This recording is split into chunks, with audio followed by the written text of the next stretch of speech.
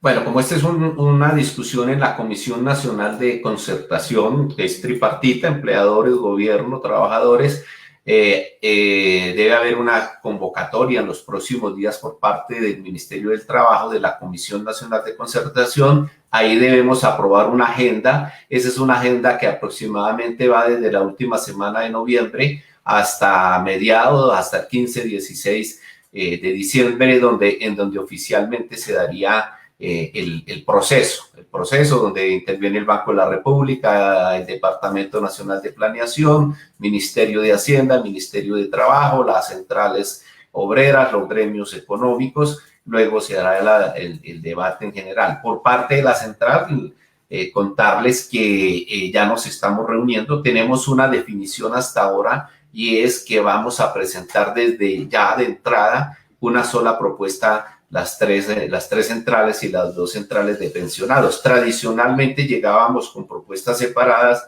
y luego nos unificábamos. Vamos a hacer el trabajo de presentarla con mucha anterioridad, porque nos parece que debe ser un debate muy, muy interesante en las condiciones en que estamos en el país. ¿Le gustaría ver unos incrementos o una aplicación de lo que llamamos la llamada regla universal, ¿cierto? Que es tratar de ceñir ese incremento del salario mínimo en términos reales a las ganancias en productividad laboral, queriendo decir que el salario mínimo debería incrementarse en inflación más los puntos básicos o puntos porcentuales, que crezca esa productividad laboral, teniendo como punto de partida, y es un tema muy importante, rigideces estructurales en nuestro mercado laboral. Nosotros tenemos una población activa aproximadamente de unos 23 millones de colombianos. De esos 23 millones de colombianos, solamente unos 6 o 7 millones tienen un contrato de trabajo, algunos convencionales, otros simplemente un contrato de trabajo. Y tenemos una suma alarmante que subió en la crisis, subió a cerca de 16 millones de los que llamamos los desocupados. Esa es una población muy grande que está en la informalidad, es una población muy grande que está en el día a día.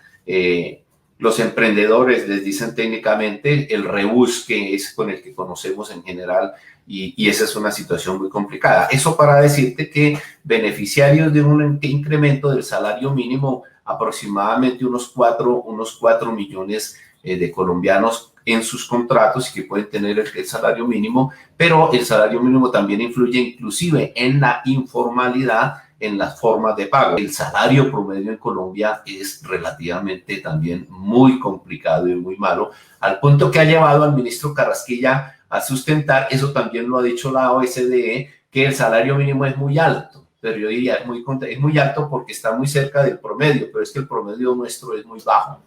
En la medida en que nos desviemos de esa regla universal, comillas, de inflación más productividad, pues podemos estar dando al traste con la recuperación y, en últimas, el reenganche laboral de los que han perdido su puesto de trabajo, y podemos también estar condenando a la informalidad persistente a los que siguen sumidos en esos contratos, ganando por debajo de un salario mínimo, agravando los temas de inflexibilidad laboral.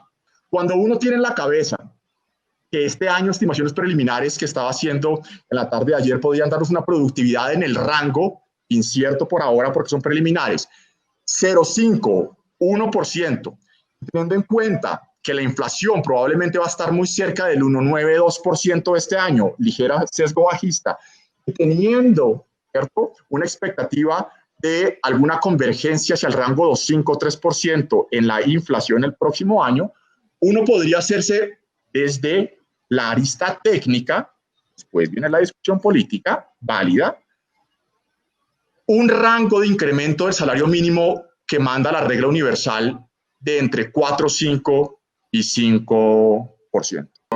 Los mayores proveedores de empleo, que las micro, pequeñas y medianas empresas, están absolutamente golpeados. Nosotros hemos pedido mucha protección para ese sector.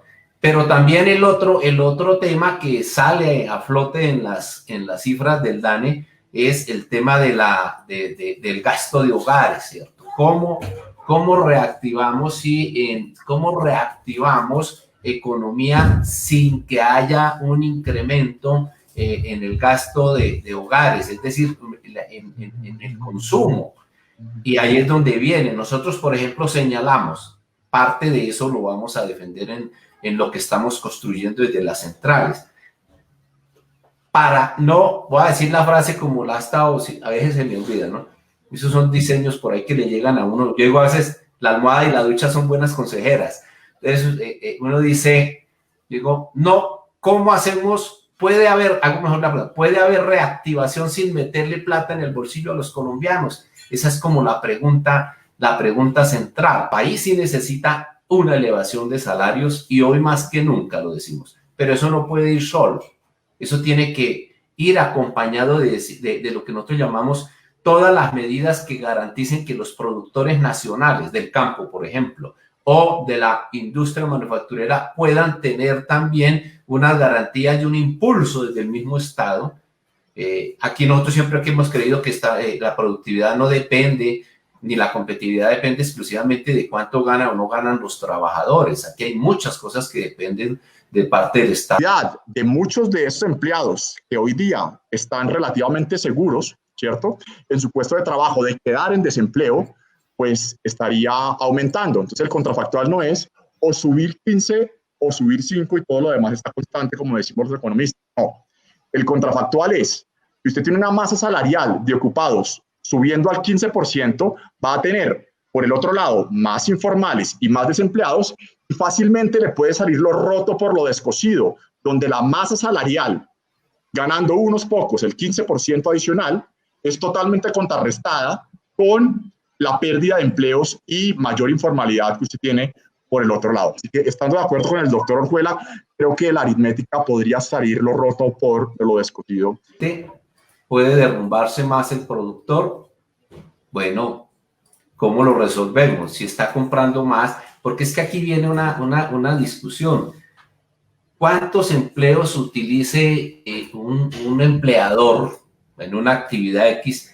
No depende generalmente de cuánto le están costando, sino cuánto está produciendo y cuánto vende. Si hacemos un gran esfuerzo en buscar un acuerdo, en que gobierno, empresarios y trabajadores hiciéramos el máximo esfuerzo mirando todo el contexto, sin la ortodoxia. No puede haber ortodoxia en este análisis y es mirando el contexto general del empleo, el contexto general de la informalidad, el contexto general de que necesitamos dinero en el bolsillo de los colombianos, pero también en el contexto general que necesitamos que todos los empleadores colombianos puedan salir de esta crisis. Eso solo se puede hacer si hacemos todo un debate en el que indiscutiblemente pusiéramos el mayor de los intereses, ¿sí?, el mayor de los intereses para salir adelante. Yo diría un poco que con los empresarios pudiéramos romper algo que ha sido muy complicado y es la poca capacidad de diálogo del gobierno nacional en esta crisis, por ejemplo, con el sector de los trabajadores.